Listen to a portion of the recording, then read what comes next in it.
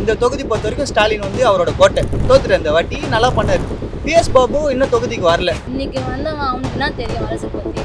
அவன் சினிமாவில் தான் இருந்தான். சினிமாவில் இருந்துலாம் அவனுக்கு வந்து அரசு பற்றி தெரியாது. எல்லாம் விஜய் தான் வரணும், விஜய் வரணும். இப்போ விஜய் வந்து பிடிங்கினா டிஎம்கேல பொறுப்புல இருக்கிறவனுங்க தான் சாப்பிட்டானுங்க. அதுதான் உண்மை. அவர் பேர் ரிப்பேர் ஆனதுக்கு காரணமே இந்த கவுன்சிலரு, இந்த நம்பரு, அப்புறம் பொருளாளர், செயலாளர் இச்சு நாசம் பண்ணிட்டானுங்க.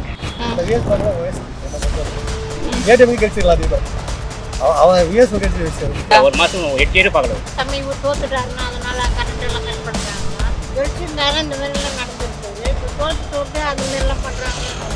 அவருடைய தொகுதியிலேயே அவர் தோக்கடிச்சிட்டாங்க. அதுதான் ரொம்ப கஷ்டம். உங்கள் ஆரோக்கியத்தின் ஊற்று நண்பன் ஹெல்தி ஸ்வீட் ஃப்ளோர் உடனே ஆர்டர் செய்யுங்கள்.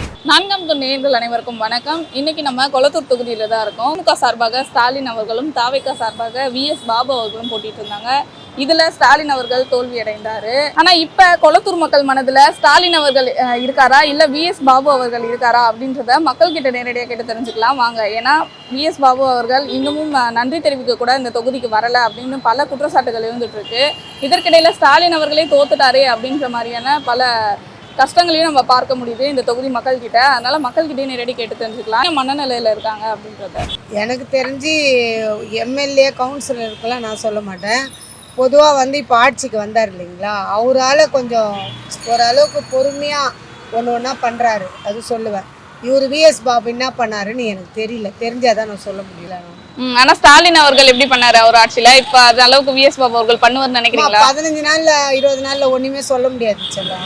அதாவது அவரு கட்சியில இருக்கும்போதே டிஎம்கேல பொறுப்புல இருக்கிறவனுங்க தான் சாப்பிட்டானுங்க. அதுதான் உண்மை.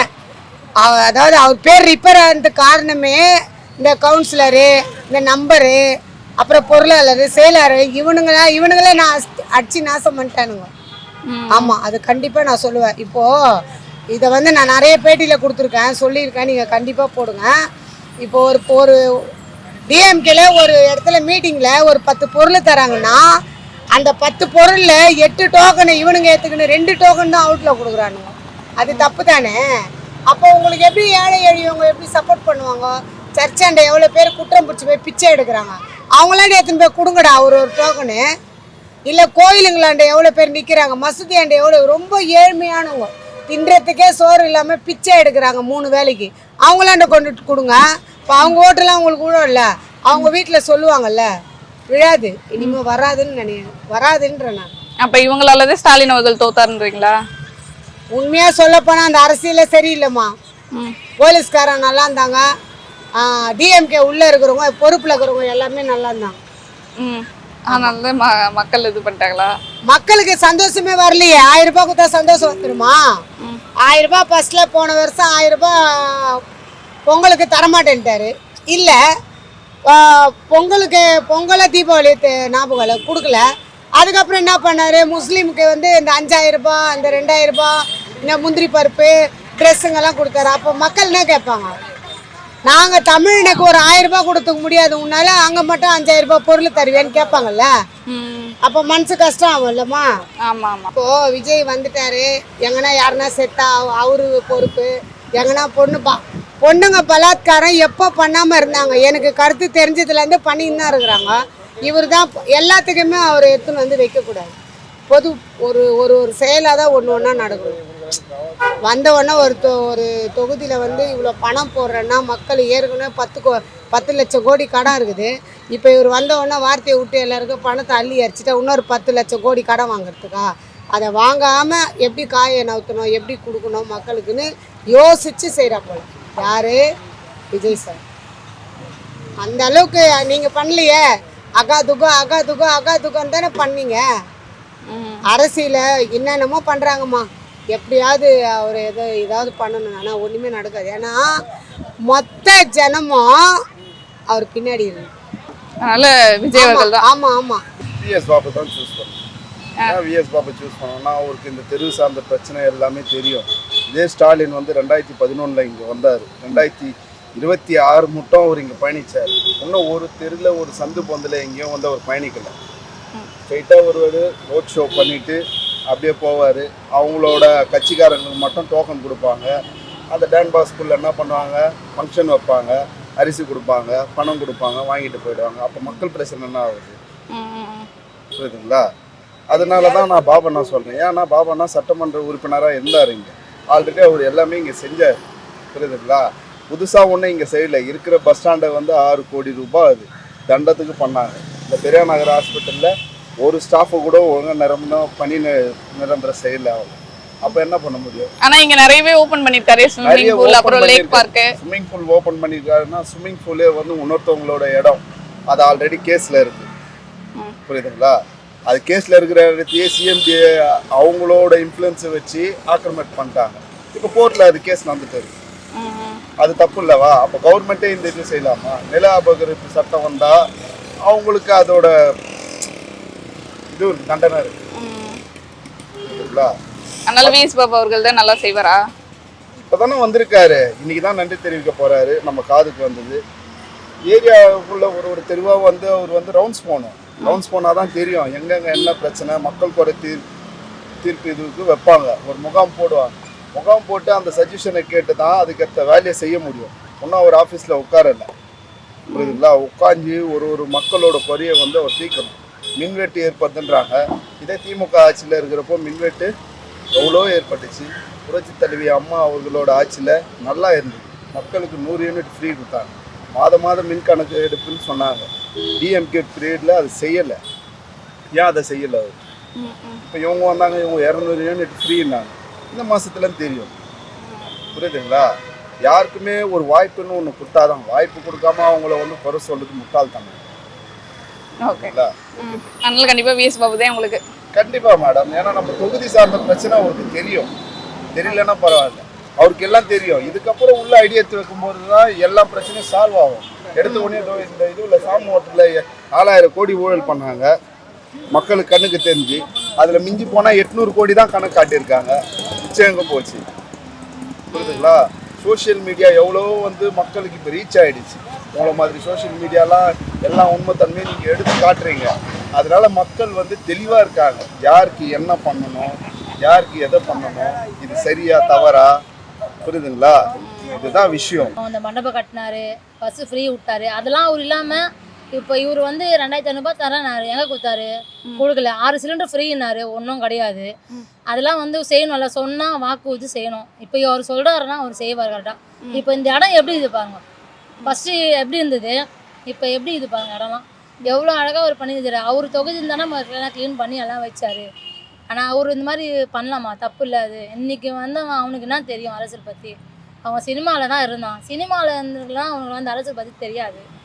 தப்பு அது. அவர் நன்றி கட்ட நாயங்க ஜனங்க எல்லாம் அவங்கக்கிட்ட வாங்கின்னு ஓட்டை வந்து மாற்றி போட்டு தப்பாக நினைக்கிறாங்க. அவர் வர எல்லாம் விஜய் தான் வரணும், விஜய் வரணும். இப்போ விஜய் வந்து என்ன பிடிங்கண்ணா, பெண்களுக்கு பாதுகாப்புன்னா ஒரு சின்ன குழந்தைய இது பண்ணாங்க. அது முடிஞ்சது. அவன் அது என்ன பண்ணான்?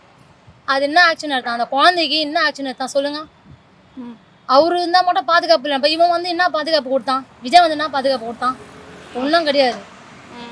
அவர் இருக்க வரைக்கும் ஓரளவுக்கு நல்லா இருந்தது. நாடு நல்லா பண்ணுச்சு. இந்த அரசியல் கொண்டு வந்தது யார்? அவங்க கலைஞர் ஆட்சியிலேருந்து நாங்கள் கொண்டு வந்தோம். எல்லாமே பண்ணோம். அவருக்காக நாங்கள் எவ்வளோ கஷ்டப்பட்டோம், பாடுபட்டோம். எல்லாரும் இந்த மாதிரி ஏமாற்றி இந்த மாதிரி பண்ணா நல்லதா அது? ஆனால் இப்போ கொளத்தூர் எப்படி இருக்கு? ஒரு மாதம் கழிச்சு சொல்லுங்க. பஸ் ஸ்டாண்டு கட்டினாரு, மண்டபம் கட்டினாரு, எல்லாமே கட்டினார். ஜிகேஎம் காலில் மண்டபம் கட்டினாரு, எல்லாம் இது ஸ்விம்மிங் பூல் கட்டினாரு, எல்லாமே கட்டினாரு. ஆனால் அது என்ன பிரயோஜனம் சொல்லுங்கள்? எல்லாம் அதெல்லாம் கொஞ்சம் ஜனங்க ஒரு ஆட்சியை நினச்சிக்கதா அவர் கையால் நம்ம சாப்பிட்ருக்கோம். ஒரு ஆளுக்கு மகளிர் உரிமை தொகை கொண்டு வந்தது யார்? அவர் தான். அது 1000 ரூபாய் கொண்டு வந்தது. ஏதோ ஒன்று வருமானம் வீட்டுக்கு இல்லைனாலும் அவர் ஏதோ மந்த்லி வருதுன்னு சொல்லி நம்ம கொடுத்தோம். அது நல்லது. அதெல்லாம் சொல்லுங்க. ஆனால் இப்போ விஎஸ் பாபு அவர்கள் எப்படி பண்ணிட்டு இருக்காரு? Vs பாபுலாம் waste. அவர் குளத்துல இப்போ என்ன பண்ண ஒழுங்காக பண்ணல. தண்ணி வராமல் நாங்கள் இங்கே ஒரு 4 நாள் கஷ்டப்பட்டோம். ஒரு ராரி தண்ணி கொண்டு வந்து விடல. அவர் ஆட்சியில் இருக்கும்போது கரண்ட்டு போகாது, தண்ணி பிரச்சனைகளுக்கு வரல. இப்போ ஒரு வாரமாக தண்ணி போகல. இப்போ சமீபத்தில் இப்போ நடந்த கதை. போன வாரம் ஃபுல்லாக 4 நாள் தண்ணி வர ஜனங்க தவிச்சு போச்சு, கஷ்டமாக இருந்தது. அவர் ஆட்சியில் இருக்கும்போது தண்ணி இல்லைன்னா நாங்கள் இது வரைக்கும் எங்கேயுமே நாங்கள் குடத்து தூக்கின்னு விடணும் போனதே கிடையாது.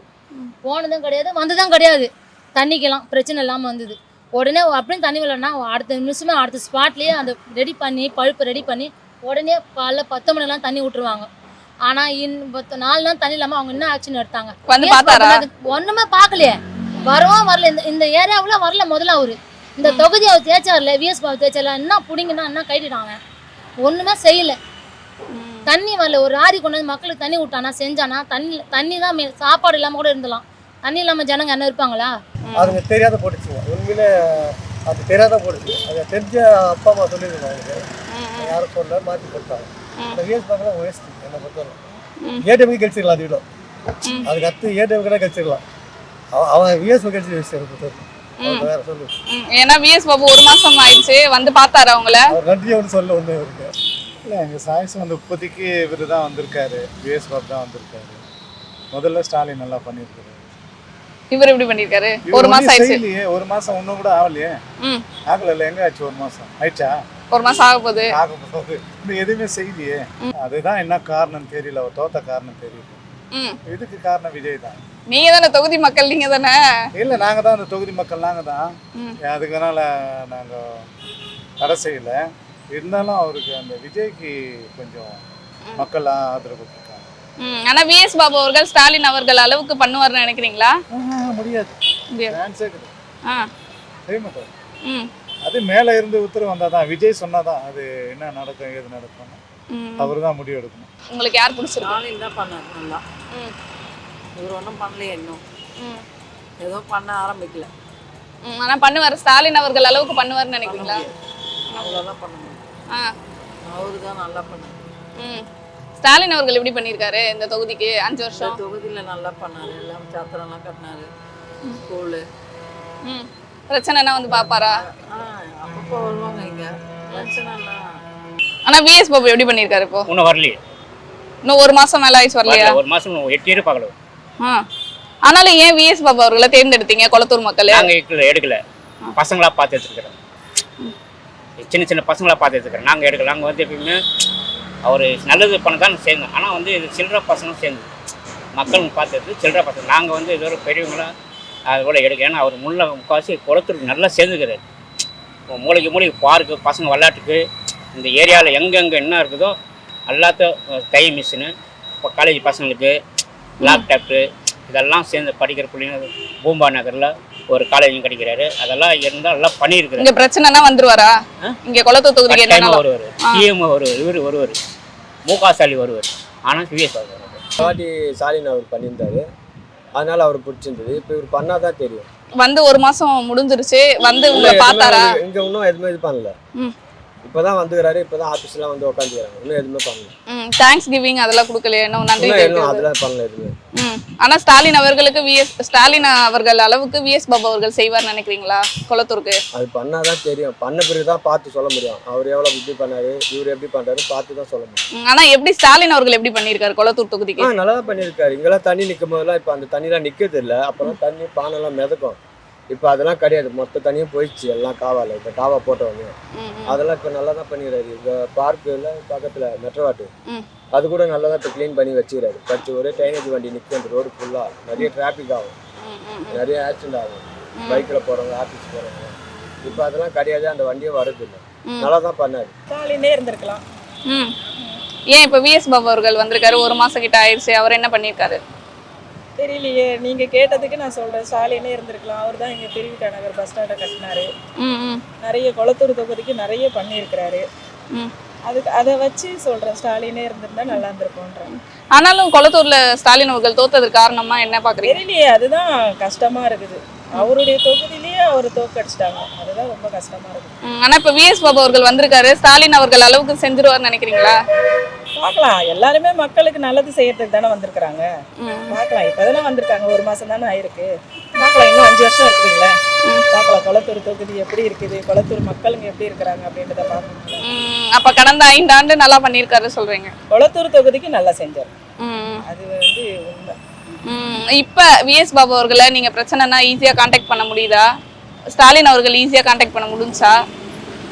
அதுக்கு முன்னே அவர் வந்தார். எங்களுக்கு ஒரு 15 நாளைக்கு ஒரு முறை வந்து எங்களை பார்ப்பார். வந்து தொகுதி வந்து அவர் தொகுதி அப்படின்றதுனால அடிக்கடிக்கு வந்து பார்ப்பாரு.